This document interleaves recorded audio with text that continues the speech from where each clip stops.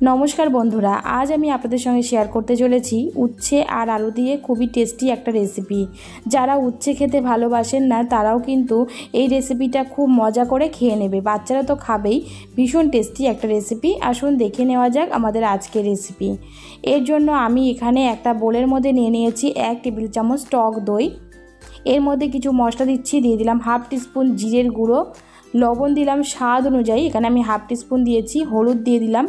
एबारे এই সমস্ত মশলাগুলোকে আমি একটা চামচের সাহায্যে ভালো করে মিক্সড করে নিচ্ছি। আর দইটাকে কিন্তু ভালো করে ফেটিয়ে নিতে হবে।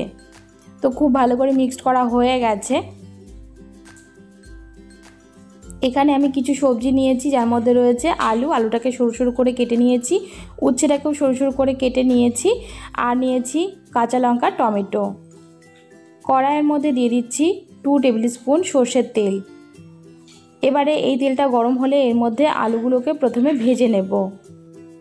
পুরো রেসিপির ভিডিওটা বন্ধুরা অবশ্যই দেখবেন, তাহলে জানতে পারবেন রেসিপিটা কিভাবে বানাচ্ছি, আর আপনারাও বাড়িতে দেখে দেখে ট্রাই করতে পারবেন। আলুগুলোকে ভাজা হয়ে গেলে একই তেলের মধ্যে উচ্ছেগুলোকেও আমি ভেজে নিচ্ছি। উচ্ছেগুলোকে একটু লাল লাল করে ভাজতে হবে, আর খুব ভালো করে ভাজা করলে উচ্ছে তেতো ভাবটা কেটে যায়। দেখুন উচ্ছেটাকেও আমি লাল লাল করে ভেজে নিয়েছি। এবারে উচ্ছেগুলোকেও আমি তুলে নিচ্ছি। এই তেলটার মধ্যেই রান্না করব, তার জন্য সামান্য একটু তেল আবার দিলাম, আর দিলাম হাফ টিস্পুন সাদা জিরে, আর দিলাম সামান্য একটুখানি কালো সর্ষে, আর একটা শুকনো লঙ্কা ফোড়নে দিলাম। ফোড়নটা কিছুক্ষণ সাঁতলে নেওয়ার পর এর মধ্যে দিয়ে দিলাম টমেটো কুচি। টমেটোটাকে নরম হতে দিতে হবে। টমেটো খুব সুন্দরভাবে নরম হয়ে গেছে। এখন আমি আগে থেকে তৈরি করা মশলাটা দিয়ে দিচ্ছি, আর এই সময় ফ্লেমটাকে একদম অফ করে দেবেন, নাই তো টক দই দেওয়ার কারণে টক দইটা কিন্তু কেটে যেতে পারে। খুব ভালো করে নাড়াচাড়া করে নিতে হবে।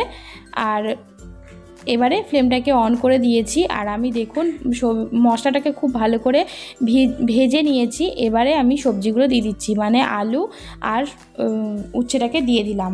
এই উচ্ছের জায়গায় আপনারা করলা দিয়েও করতে পারেন, করলা দিয়ে করলেও কিন্তু খুব টেস্টি হয়। মশলার সঙ্গে উচ্ছে আর আলুটাকে খুব ভালো করে ভেজে নিয়েছি, তার সঙ্গে লঙ্কাটাও দিয়ে দিয়েছিলাম। এবারে এর মধ্যে দিয়ে দিলাম হাফ কাপ জল দিয়ে এটাকে আমি ফুটতে দেবো। ফুটে উঠলে এর মধ্যে ঢাকা চাপা দিয়ে রেখে দেবো 10 মিনিটের জন্য লো ফ্লেম করে।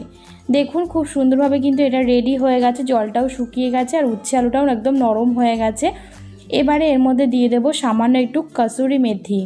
কাসুরি মেথি দেওয়ার কারণে এর স্বাদটা কিন্তু সম্পূর্ণ আলাদা হয়ে যাবে। আপনাদের কাছে যদি কাসুরি মেথি না থাকে আপনারা একটু ধনেপাতা কুচিও ছড়িয়ে দিতে পারেন। ভালো করে মিশিয়ে দিচ্ছি। আমাদের রান্নাটা কিন্তু একদম রেডি হয়ে গেছে। এটাকে গরম গরম ভাতের সঙ্গে আমি এখন সার্ভ করব। তো বন্ধুরা রেসিপিটা অবশ্যই বাড়িতে একবার ট্রাই করবেন, আর আমাকে কমেন্ট করে জানাবেন আপনাদের কেমন লাগলো। লাইক করবেন আর শেয়ার করবেন আপনাদের ফ্রেন্ডস ফ্যামিলির মাঝখানে। নতুন বন্ধুরা যারা এখনও পর্যন্ত আমার চ্যানেলটিকে সাবস্ক্রাইব করেননি তারাও কিন্তু চ্যানেলটিকে সাবস্ক্রাইব করে নেবেন। আর প্রতিদিন নতুন নতুন রেসিপি পাওয়ার জন্য অবশ্যই বেল আইকনটাকে ক্লিক করে অল অপশনটাকে ক্লিক করে রাখবেন। আগামীকাল আবারও একটা নতুন রেসিপি নিয়ে হাজির হয়ে যাব। আজকের রেসিপিটা দেখার জন্য অনেক ধন্যবাদ।